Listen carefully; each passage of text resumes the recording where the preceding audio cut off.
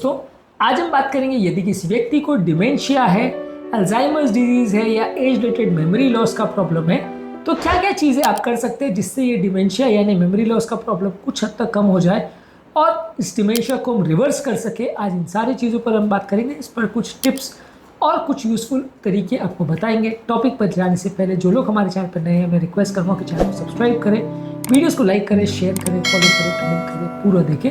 Brain की बीमारियों में डिमेंशिया यानी याददाश्त चली जाना सबसे कॉमन बीमारियों में से एक है, इसलिए इसके बारे में जानना और समझना अति आवश्यक है। जानने के लिए वीडियो को पूरे एंड तक देखिए। चलिए शुरू करते हैं पॉइंट।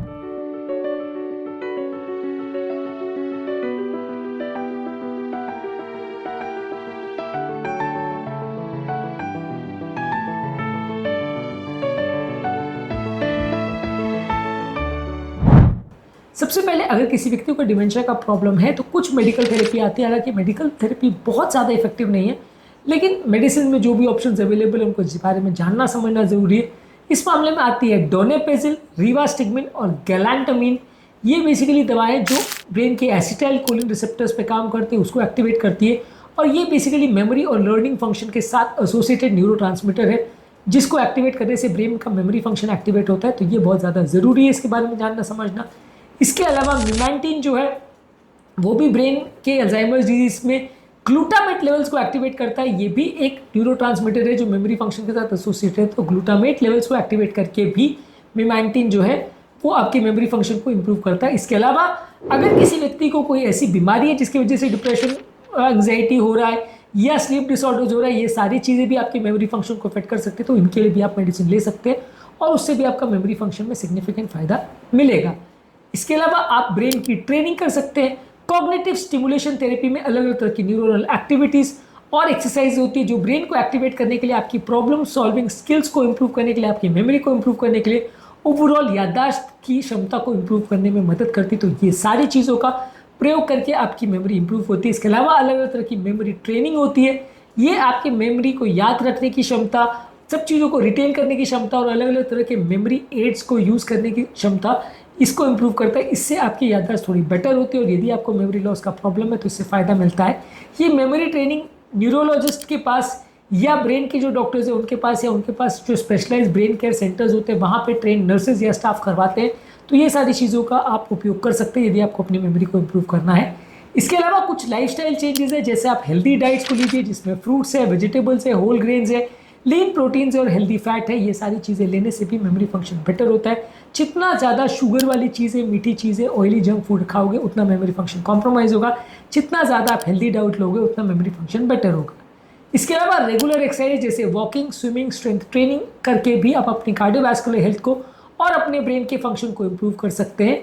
इसके अलावा ये भी ज़रूरी है कि आप अपनी सोशल हेल्थ को इम्प्रूव करें, सोशल एंगेजमेंट करें, अलग अलग लोगों के साथ बातें करें, उनके साथ एक्टिविटीज़ करें, उनके साथ टाइम स्पेंड करें। इससे भी आपका मेमोरी फंक्शन बेटर होगा। जो व्यक्ति खुद को आइसोलेट कर लेता है, कमरे में पड़ा रहता है और कुछ याद करने की, सोचने की क्षमता नहीं रखता, लोगों के साथ बात विवाद या डिस्कशन नहीं करता, उसका मेमोरी फंक्शन जल्दी जाता है एज़ कम्पेयर टू वो व्यक्ति जो सोशल एंगेजमेंट करता है और व्यक्तियों के साथ डिस्कशंस में इन्वॉल्व रहता है। तो इसलिए भी ये एक्टिविटीज़ को इन्वॉल्व करना ज़रूरी है और पेशेंट को हर एक्टिविटी में घर की उसको इन्वॉल्व करना, उसके साथ बातें करना ज़रूरी है। इससे भी उसका ब्रेन फंक्शन बेटर होगा। इसके अलावा आप उसके मानसिक तनाव को कम करने के लिए माइंडफुलनेस मेडिटेशन और रिलैक्सेशन एक्सरसाइज कर सकते हैं। योगा, प्राणायाम, मेडिटेशन, ये सारी चीज़ें करने से मेंटल हेल्थ बेटर होता है। इससे भी आपको फ़ायदा मिलता है और इस तरह के केसेस में कुछ साइकेट्रिस्ट द्वारा थेरेपीज़ लेने से भी आपको थोड़ा सा फ़ायदा मिलता है। ये सारी सिम्टम्स को भी कम करने में मदद करता है। इसके अलावा अलग अलग तरह की थेरेपीज़ आती है। मान लीजिए अगर व्यक्ति को डिमेंशिया की वजह से बोलने में तकलीफ आ रही है, कम्युनिकेशन में प्रॉब्लम आ रहा है, वो क्या एक्सप्रेस करना चाहता है, उसको वर्ड्स नहीं मिल रहे, तो वैसे चीज़ में स्पीच थेरेपी से आपको सिखाया जाता है कि बिना वर्ड्स जाने भी आप किसी चीज़ को कैसे कम्युनिकेट करो।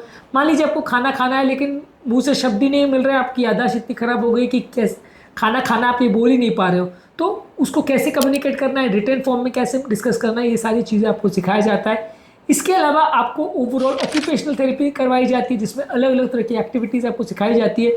जैसे छोटे बच्चों को सिखाया जाता है कि वो इंडिपेंडेंटली खाना कैसे खाए, बाथरूम कैसे जाए, टॉयलेट ट्रेनिंग वगैरह सिखाई जाती है। वैसे इस तरह की एज में लोगों को कई बार वापस से सिखाना पड़ता है क्योंकि ये सारी चीज़ें वो भूल जाते हैं, तो सारी चीज़ें फिर से सिखानी पड़ती है।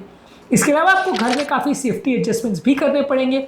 अलग अलग तरह के ग्रैब बार्स और अलग अलग तरह के एड्स आपको रखने पड़ेंगे ताकि ये डिमेंशिया और अल्जाइमर डिजीज वाले पेशेंट जगह जगह गिर पड़ नहीं जाए, इस तरह के पेशेंट्स में कई बार बैलेंस कॉम्प्रोमाइज़ हो जाता है, इसलिए पेशेंट्स बार बार हर जगह गिर जाते हैं, इसलिए चोट लग जाती है। तो वैसे केसेस में घर पर आपको विशेष ध्यान देने की ज़रूरत है ताकि पेशेंट्स को चोट ना लग जाए, उसको इंजरी ना हो जाए। इसके अलावा आपको अलग अलग तरह के मेमोरी एड्स का प्रयोग करना है, जैसे कैलेंडर्स है, रिमाइंडर्स और लेबल्स है, जो कि आपके डेली टास्क में आपकी मदद करता है और आपकी मेमोरी रिकॉल फंक्शन को इम्प्रूव करता है। ये सारी चीज़ें करने से भी आपका मेमोरी फंक्शन इम्प्रूव होगा। यदि पेशेंट को कोई बीमारी है जैसे डायबिटीज़ है, हाइपरटेंशन है, कार्डियोवैस्कुलर डिजीज है, तो ये सारी चीज़ों को भी प्रॉपर्ली एड्रेस करने से आपका ब्रेन का फंक्शन इंप्रूव होता है। ये कोमॉर्बिड कंडीशंस भी अगर बिगड़ती हैं तो आपका मेमोरी फंक्शन कॉम्प्रोमाइज़ हो सकता है। इसके अलावा आपको रेगुलर चेक्स करने की ज़रूरत है, डॉक्टर को दिखाने की आवश्यकता है। यदि कोई प्रॉब्लम है तो डॉक्टर उसको देखेंगे, समझेंगे और उसके लिए दवाइयों को एडजस्ट करेंगे। तो आपके आसपास लोकल जो ब्रेन के डॉक्टर या न्यूरोलॉजिस्ट अवेलेबल है उनको रेगुलर बेस पे दिखाते रहे, इससे फ़ायदा मिलेगा।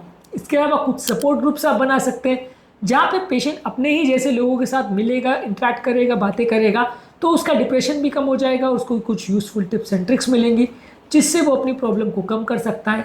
इसके अलावा पेशेंट और पेशेंट के केयर गिवर्स, उसके या फैमिली मेम्बर्स की आपको एजुकेशन करने की आवश्यकता है कि इस तरह की प्रॉब्लम में वो कैसे खिलाना है, कैसे पिलाना है, कैसी चीज़ों को मैनेज करना है, क्या क्या चीज़ों का ध्यान रखना है, कौन कौन सी सावधानी रखनी है, क्या क्या प्रॉब्लम्स आ सकती है, ये सारी चीज़ों का आप उनको प्रॉपरली ट्रेन कर सकते हैं। तो ये सारी चीज़ों को प्रॉपरली फॉलो करने से आपके पेशेंट और उसके फैमिली मेम्बर्स और रिलेटिव्स को फ़ायदा मिलेगा।